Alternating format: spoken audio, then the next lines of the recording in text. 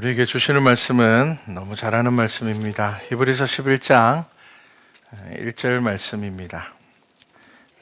아주 짧은 말씀입니다. 우리 한 목소리로 함께 성경 말씀 봉독하겠습니다. 믿음은 바라는 것들의 실상이요 보이지 않는 것들의 증거니. 우리 다시 한번 읽어볼까요? 믿음은 바라는 것들의 실상이요 보이지 않는 것들의 증거니. 아멘. 자, 보이지 않는 것의 소중함이라는 말씀을 나누려고 합니다. 히브리서 11장은 아주 유명한 장입니다. 믿음장입니다. 믿음으로 살아온 성도들의 삶, 성경 안에 등장하고 있는 믿음의 사람들의 이야기를 쭉 기록한 것이 히브리서 11장입니다. 자, 그런데 시작하면서 이렇게 말씀을 합니다. 믿음은 바라는 것들, 여러분 바라는 것들은 뭡니까? 이미 이루어진 일들이 아니고요. 앞으로 이루어질 일들입니다. 그러니까 미래의 일들이죠. 자, 그러니까 믿음은 미래의 일들의 실상이라는 겁니다. 우리는 미래를 알지 못합니다. 우리는 미래를 보지 못하죠. 그런데 믿음으로 미래를 알 수 있다는 겁니다. 그리고 또 하나 뭐라고요? 보이지 않는 것들의 증거니. 그리고 눈에 보이지 않는 것들의 확실한 증거가 되는 것이 우리가 믿음으로 살아갈 때에, 믿음으로 우리의 삶을 바라볼 때에, 우리가 믿음으로 세상의 모든 일들을 볼 때에 그것을 알 수 있다라고 말씀하고 있습니다. 세계적으로 아주 유명한 지휘자가 이런 말을 했습니다. 지휘자는 없어도 되지만 콘트라베이스는 없으면 안 된다. 이런 이야기를 했습니다. 자, 여러분 콘트라베이스가 어떤 악기인지 아십니까? 오케스트라를 보면은 가장 큰 악기입니다. 가장 큰 악기라서 표시가 납니다. 어떤 표시가 나느냐? 이 콘트라베이스는 앉아서 연주할 수 없습니다. 악기가 너무 커서 서서 연주를 해야 됩니다. 뭐 첼로나 이런 것들도 큰 악기지만 첼로는 앉아서 할 수 있거든요. 그런데 콘트라베이스는 앉아서 하지 못합니다. 아주 큽니다. 자, 이 악기는 불편한 게 한두 개가 아닙니다. 이 클래식 음악 하는 사람들은 이런 이야기를 합니다.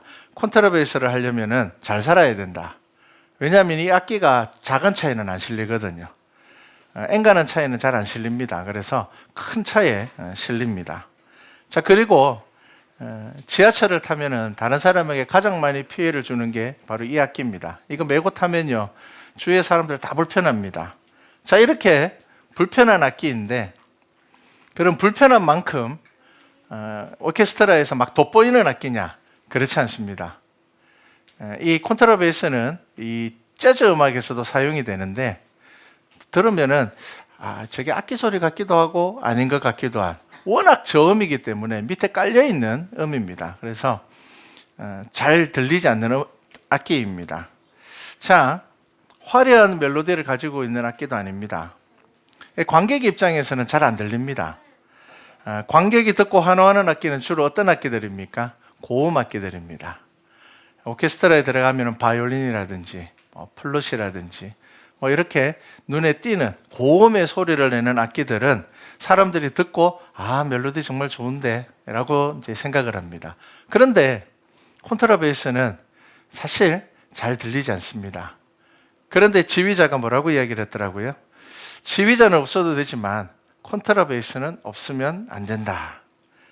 자, 진짜 지휘자보다 더 중요하다는 이야기는 아니죠. 지휘자만큼 중요하다라는 거고, 지휘자 입장에서는 이 콘트라베이스의 소리가 없으면은 제대로 음악을 연주할 수 없다는 것을 이야기를 합니다. 음악에 깊이가 있는 사람만이 이 악기 소리를 들을 수가 있고 이 악기의 소중함을 압니다. 여러분, 베이스라는 악기가 있기 때문에 고음 악기가 빛을 발하는 겁니다. 고음의 악기가 아름답게 들리는 이유는 저음의 악기들, 잘 들리지 않지만 이 저음의 악기들이 깔려 있기 때문에 고음의 악기들이 빛을 발한다는 겁니다. 그래서 이 지휘자가 이렇게 이야기를 합니다. 진짜 음악을 아는 사람은 콘트라베이스 소리가 들리는 사람이다. 이렇게 이야기를 합니다. 자, 우리가 건물을 보면요, 보이지 않는 곳에 더 많은 정성을 필요로 합니다. 얼마 전에 교회 하수구가 막혀서 고생을 했습니다. 이미 이 땅에 관이 묻혀가 있으니까 관이 어디 있는지도 잘 모르겠고 설계도를 봐도 관이 어디 있는지를 잘 모르겠고 그래서 공사할 때 찍어오는 사진을 뒤져가지고 찾았습니다. 그때 무슨 생각을 했는가 하면 내가 미리 이런 것에 좀 지식이 있었다면 왜냐하면 저는 공사할 때 같이 나와서 공사를 했거든요. 그런데 아무 지식 없이 하니까 그냥 잡일만 한 거죠. 그러니까 일은 실컷 같이 했는데 정작 관이 어디 묻혀 있는지는 모르겠더라고요. 지식이 좀 있었다면 여기에 관이 묻혀 있었어. 혹은 중간에 이렇게 배수구처럼 하나 나와 있는 게 필요해라는 것을 알았으면 그것만 해놨으면 고생을 안 했을 텐데 모르기 때문에 잘 몰랐습니다. 그래서 고생을 참 많이 했습니다. 여러분, 건물 공사할 때 부실 공사는 대부분 보이지 않는 곳에서 이루어집니다. 예전에 TV를 보니까 중국에 부실 건물이 있어서 이제 난림 공사죠. 건물을 다 짓기도 전에 건물이 기울어져 버렸어요. 겉으로는 멀쩡하고 안에 들어가니까 인테리어도 잘 해놨는데 건물이 기울어져 버렸어요. 그래서 왜 그런가 보니까 건물을 지을 때 철근이 들어가야 되는데 여기 들어간 철근이 뭐냐면은 딱 보기에도 철근과 철사 사이에 정도 되는, 그러니까 철사라고 하기엔 좀 굵고 철근이라고 하기엔 좀 얇은 그런 것들을 넣어서 건물을 지었더라고요. 눈에 보이는 인테리어는 못 속입니다. 딱 보면 알잖아요. 그런데 어디서 속입니까? 눈에 보이지 않는 곳은 제때 알아차리지 못하면 늦습니다. 문제가 생기고 나면 이미 시간이 많이 지나서 보상도 못 받습니다. 감당이 안 됩니다. 여러분, 보이지 않는 것들, 드러나지 않는 것이 훨씬 중요하다라는 것을 우리는 살아가면서도 깨닫습니다. 우리가 젊을 때는 바이올린과 같은 악기에 더 많은 관심을 가지게 됩니다. 우리의 삶에서 눈에 띄고 화려하고 남들 보기에 와 멋있어 라고 하는 것에 더 많이 관심을 가지게 됩니다. 그런데 여러분, 나이가 들면 들수록 콘트라베이스가 있기에 바이올린이 빛날 수 있다는 것을 알게 됩니다. 여러분, 이것을 연륜이라고 이야기를 합니다. 나이가 든다고 해서 다 연륜 생기는 거 아닙니다. 연륜이 있는 사람은 어떤 사람입니까? 화려함 뒤에 정말 소중한 것이 있다는 것을 아는 겁니다. 돈의 화려함, 성공의 화려함, 그것이 정말 좋은 것 같은데 나이가 들면 들수록 평안하고 소소한 행복이 얼마나 가치가 있는 행복인지를 알게 됩니다. 남들이 보기에는 대단한 삶이 아니라 할지라도 가족이 있고 친구가 있고 그리고 힘들고 어려울 때에 대화할 수 있는 사람이 있고, 여러분, 이러한 소소한 삶들이 얼마나 귀중한 삶인지를 깨달아 알게 됩니다. 그래서 행복의 기준이 바뀝니다. 행복의 가치가 바뀝니다. 젊을 때는 화려한 게 행복입니다. 남들에게 보여줄 수 있는 거. 야, 나 이 정도 살아. 나 이 정도 되는 사람이야. 나 이런 직장 다니는 사람이야. 이것이 마치 행복인 것처럼 느껴집니다. 그런데 여러분, 나이가 들면 들수록 무엇이 행복입니까? 우리 부모님들이 자녀들을 이렇게 이야기를 하죠. 자녀에 대해서 이야기할 때 건강하게만 자라다오. 그죠? 이 건강하게만 자라다오, 이 말의 깊이를 알면은 이게 연륜이 있는 겁니다. 그런데 그거 연륜이 없을 때는 어떻습니까? 남들보다 잘했으면 좋겠고, 남들보다 좋은 직장 다녔으면 좋겠고, 남들보다 이 나쁘다는 거 아닙니다. 진짜 중요한 것은, 진짜 행복한 것은 다른 데 있다는 겁니다. 어느 사진전에서 대상을 받은 사진의 제목이 행복이었습니다. 행복. 자, 이 행복의 사진이 어떤 사진인가 하면요, 연세 지긋한 노부부가 손을 잡고 함께 산을 오르는 뒷모습에 이제 흑백으로 찍은 사진이 대상을 받았습니다. 행복입니다. 노년에 부부가 함께 손을 잡고 산책할 수 있다는 것이 그 무엇보다 행복한 것이라는 겁니다.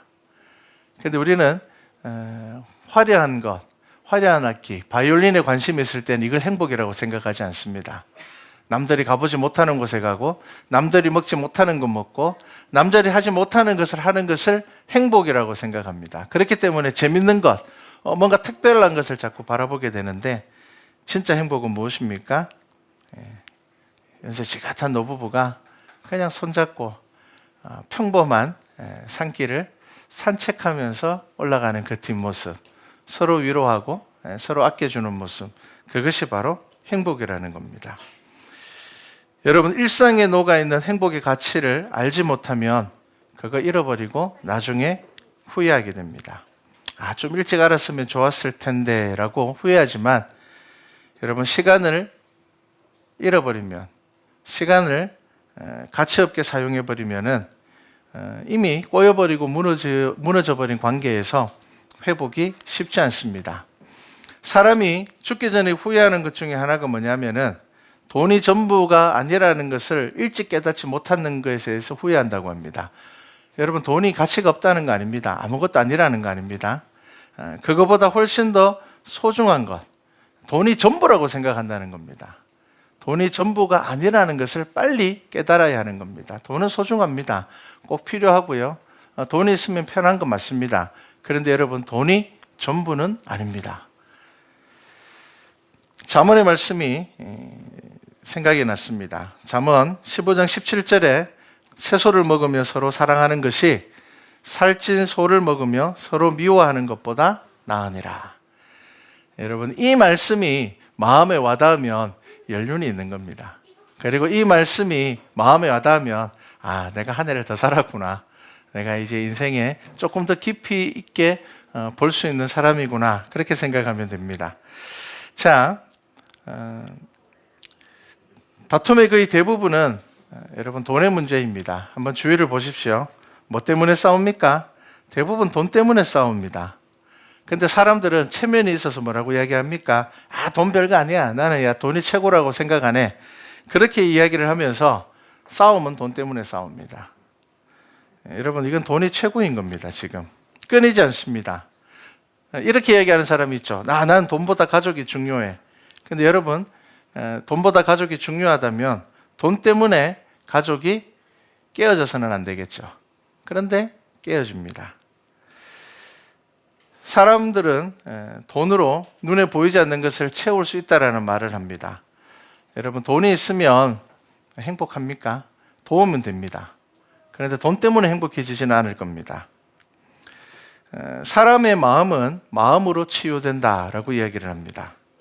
돈 때문에 힘든 일을 겪으면 돈으로 잠시 채워줄 수 있지만 여러분 감정의 문제는 돈으로 채워지지 않습니다.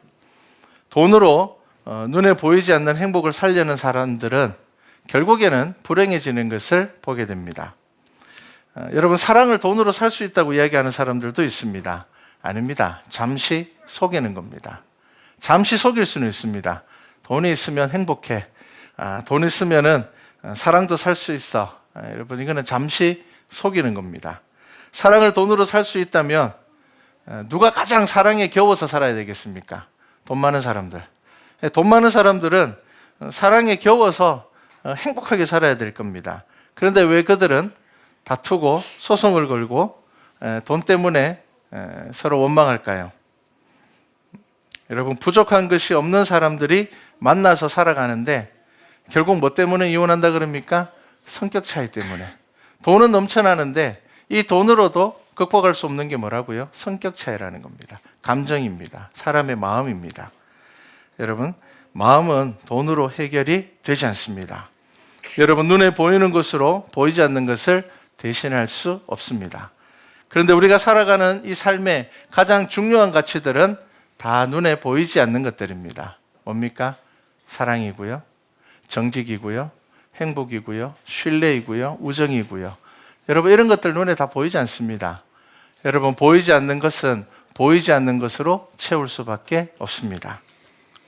오케스트라에서 콘트라베이스 소리를 들을 수 있는 사람은 음악을 아주 많이 들은 사람입니다. 여러분 하나님의 음성을 듣는다는 것도 이와 같습니다. 이런 사람들이 있습니다. 저는 정말 열심히 신앙생활하는데 하나님의 음성이 들리지 않습니다. 왜 그럴까요? 왜 하나님의 음성이 들리지 않을까요? 여러분 바이올린 소리만 듣는 귀로는 콘트라베이스 소리 못 듣습니다. 바이올린에만 관심을 가지고 있는 사람은 절대로 콘트라베이스 소리를 들을 수가 없습니다. 내게 도움이 되는 소리만 귀를 기울이고 사람의 소리에 귀를 기울이면서 정작 왜 하나님의 소리가 들리지 않습니까? 라고 이야기를 한다면 여러분 그것은 내가 지금 하나님의 소리를 들을 수 없는 상황인 겁니다. 무슨 일 생기면 주위 사람들에게 물어보고 심지어 믿음이 없는 사람들에게 조언을 구하면서 하나님의 음성이 들리지 않는다고 이야기합니다. 당연히 안 들리겠죠. 제가 오래전에 교회에서 이제 해가 바뀌면서 집사님 한 분에게 집사님이 이런 재능이 있으니까 교회 봉사하면 참 좋겠습니다라고 권면을 했습니다. 그러니까 그 집사님이 제가 좀 생각해보고 말씀드리겠습니다라고 이야기하더니 한 2주 지나서 목사님 원래는 제가 봉사 못할 것 같습니다. 아직 마음의 준비가 안 되었습니다. 그렇게 이야기를 하셨어요. 그래서 기도하시고 아직 마음의 준비가 안 되는 모양이다 라고 생각을 했는데 나중에 알고 보니까 교회 안 다니는 절친한테 물어봤다는 겁니다. 내가 원래 내년에 교회에서 봉사하려고 하는데 너 어떻게 생각하냐? 교회 안 다니는 절친이 뭐라고 이야기하겠습니까? 친구가 교회 봉사하면 같이 놀 시간이 줄어드는데 하라고 하겠습니까? 야, 뭐 그렇게 교회 생활 열심히 하려고 그러냐? 주일날 가서 예배만 드리면 되지. 여러분, 기도하지 않고 말씀 묵상하지도 않고 그러면서 어떻게 우리가 하나님의 음성을 들으면서 살아가겠습니까? 우리가 어떻게 믿음으로 살아갈 수가 있겠습니까? 여러분, 세상에는 우리가 듣지 못하는 소리가 더 많습니다. 수많은 소리가 세상을 뒤엎고 있지만 우리 인간의 귀로 들을 수 있는 소리는 특정한 주파수 소리 외에는 우리는 듣지 못합니다. 세상의 소리도 우리가 다 듣지 못하는데 여러분, 어떻게 하나님의 음성을 그렇게 쉽게 들으려고 생각을 하십니까? 여러분, 하나님의 음성을 어떻게 들을 수 있습니까? 우리가 읽은 히브리서 11장은 믿음장입니다. 여러분, 믿음이 눈에 보이면 얼마나 좋겠습니까? 우리가 아프면 병원 가서 피 검사를 하죠. 피 검사하면 쫙 다 나옵니다. 이 피를 검사해서 이 사람의 상태가 어떤지 쫙 나옵니다. 여러분, 이렇게 믿음을 볼 수 있으면 얼마나 좋겠습니까? 피 뽑아가 딱 검사했는데 이 사람의 믿음은 이 정도입니다. 기도는 이 정도 하고 있고 지금 말씀은 이 정도 읽고 있고 이렇게 나오면 얼마나 좋겠습니까? 그런데 여러분, 믿음은 보이지 않습니다. 하나님도 보이지 않습니다. 예수님께서 이 땅에 역사 가운데 오셨지만 이미 2000년이라는 시간이 흘렀습니다. 여러분, 우리에게 남겨진 이 말씀을 통하여서 우리에게 성경 말씀이 주어졌습니다. 이 말씀을 통하여서 하나님의 음성을 듣는 것은 오롯이 우리의 믿음의 몫입니다. 여러분, 어떻게 해야지 보이지 않는 하나님의 음성을 들을 수 있으며 어떻게 우리가 하나님을 경험하며 살아가며 말씀 가운데 우리의 삶에 역사하시는 하나님을 경험할 수 있겠습니까? 여러분, 지휘자가 모든 악기의 소리를 정확하게 들을 수 있기 위하여서 엄청난 훈련과 연습을 합니다. 근데 어떤 연습을 하는 줄 압니까? 그 방법 중에 가장 기본적인 방법이 뭐냐면요, 모든 악기의 악보를 외운다고 합니다. 여러분, 악보를 외워야지 소리가 들려요. 악보를 내가 알고 있으면 그 소리가 들린다고 합니다. 이 부분에서 분명히 이 악기가 이 소리를 낼 텐데 라고 집중하고 있으면 그 소리가 들린다고 합니다. 관객들은 선명한 소리만 들립니다. 관객들은 고음 외에는 잘 듣지를 못합니다.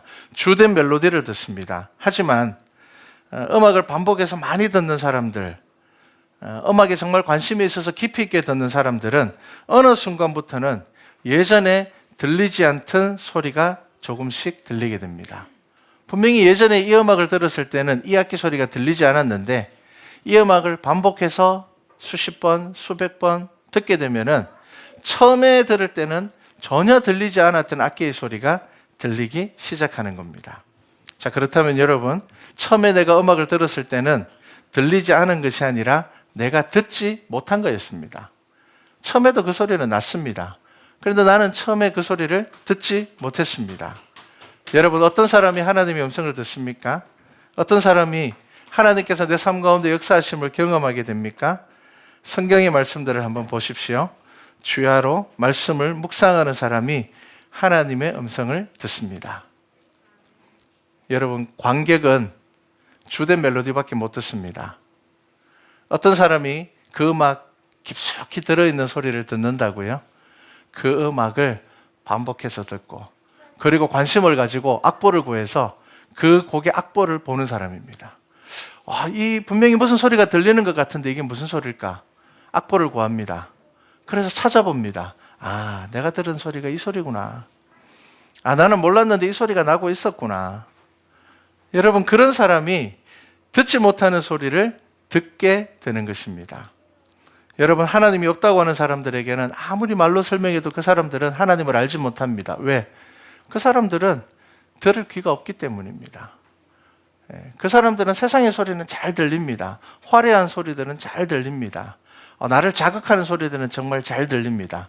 하지만 그 속에 깊숙이 있는 소리들은 듣지 못하게 되는 겁니다. 그래서 여러분, 우리가 전도한다라고 할 때 어떤 전도가 가장 좋은 전도이겠습니까? 힘들고 어려울 때 성경 한번 읽어봐. 권면하는 겁니다. 그리고 두 번째는요, 내가 하나님의 말씀대로 살아가는 겁니다.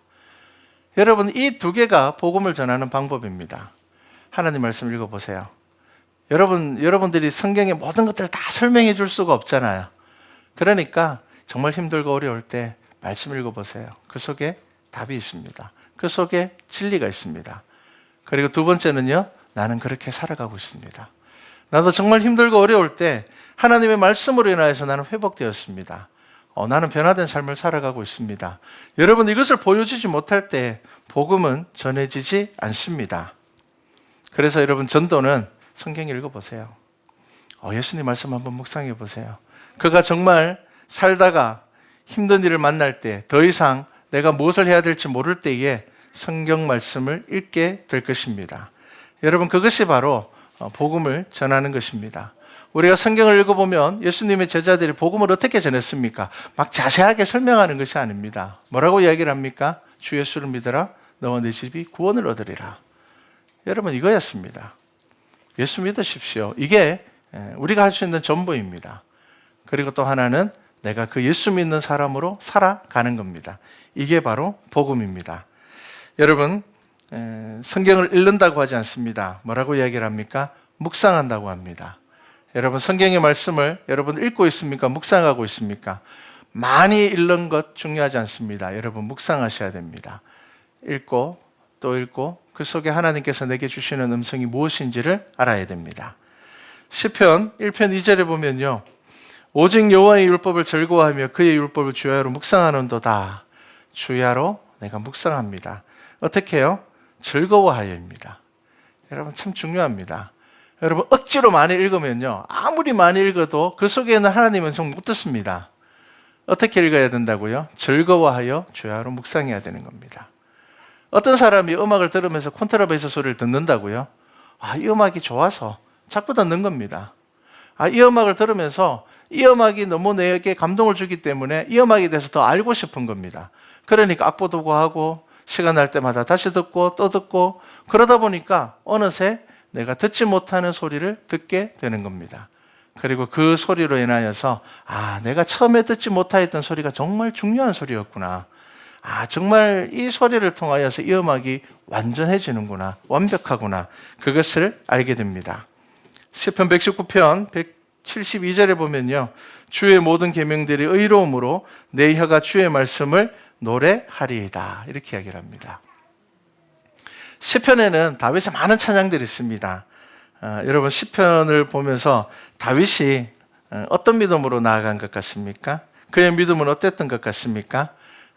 하나님의 말씀을 주야로 묵상을 했습니다. 그리고 또요, 시편이 뭡니까? 노래거든요.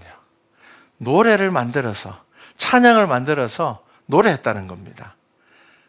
여러분, 찬양을 자꾸 하게 되면 그 찬양의 가사를 외우게 됩니까? 안 외우게 됩니까? 외우게 되죠. 그러니까 이 다윗의 믿음이 어떤 믿음입니까? 말씀을 주야로 묵상하다가 이 말씀이 너무 즐거우니까 이 말씀을 찬양으로 만들어서 노래한 거예요. 노래하니까 어떻게 됩니까? 이 말씀을 외우게 되는 겁니다. 그러니까 하나님의 말씀을 외우게 되는 겁니다. 내가 하나님의 말씀을 외우고 내 삶 가운데서 주야로 즐거워하며 그 말씀을 묵상하고, 그렇게 되면은 이제 어떨까요? 내가 하나님의 말씀을 기억하는 삶을 살아가게 되는 겁니다. 여러분, 내가 막 도둑놈이 나무 집에 도둑질하러 담 넘어가면서 찬양 부르면서 넘어가겠습니까? 그렇게 못하죠. 찬양하게 되면요, 내 삶의 그 찬양이 영향을 줍니다. 내가 화가 나다가도 찬양을 하게 되면, 그래, 내가 하나님을 찬양하는 사람인데, 내가 하나님을 믿는 사람인데, 나의 삶들이 바뀌게 되는 겁니다.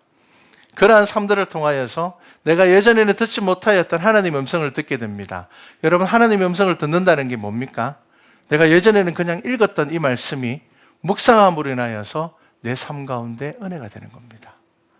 예전에는 그냥 읽고 지나갔던 말씀인데 이제는 이 말씀을 묵상하면서 무슨 생각을 합니까? 내가 이거 지켜 행해야 되겠다.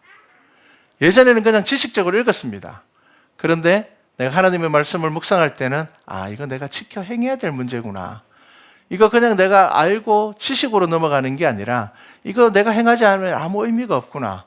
여러분, 이것이 바로 묵상입니다. 보이지 않는 말씀이, 들리지 않는 하나님의 음성이 내 삶 가운데 들리기 시작하고 내 삶을 변화시키는 것입니다. 자, 여러분, 말씀의 비밀을 알게 됩니다. 보이지 않는 곳에 얼마나 귀한 보물이 있는지를 알게 됩니다. 여러분, 우리가 기도할 때 왜 눈을 감고 기도할까요? 눈으로 보지 않고 귀로 듣지 않고 믿음으로 보기 위함입니다. 여러분, 2022년이 시작되었습니다. 여러분, 우리의 믿음의 눈이 더 밝아지기를 바랍니다. 우리 믿음의 귀가 더 예민해지기를 바랍니다. 그래서 우리에게 주시는 하나님의 말씀, 우리가 믿음의 단을 쌓는 한 해가 되시기를 바랍니다. 자, 우리 믿음의 눈으로 하나님의 말씀을 듣고 보는 우리 말씀과 찬양교회 성도들이 되기를, 그리하여서 보이지 않는 것의 소중함을 알고 하나님의 음성, 들리지 않던 하나님의 음성이 내 삶을 이끌어가는 우리 2022년이 되기를 주님의 이름으로 축복합니다.